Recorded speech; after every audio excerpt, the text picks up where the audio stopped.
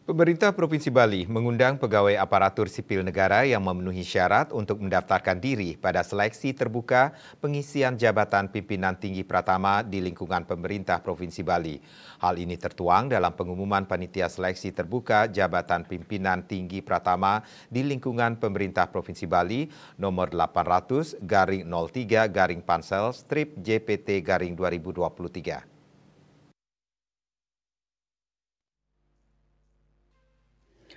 PLH Kepala Badan Kepegawaian dan Pengembangan Sumber Daya Manusia BKPSDM Provinsi Bali, Idewo Putu Sunarto mengatakan ada 4 posisi jabatan pimpinan tinggi Pratama yang lowong.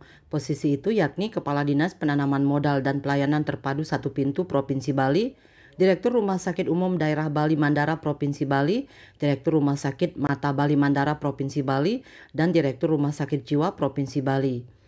Pendaftaran dilaksanakan selama 15 hari kalender mulai tanggal 8 Desember sampai dengan 22 Desember 2023. Ia menambahkan setiap perkembangan informasi seleksi disampaikan melalui website resmi BKPSDM atau bkpsdm.baliprov.go.id dan papan pengumuman pada kantor BKPSDM Provinsi Bali.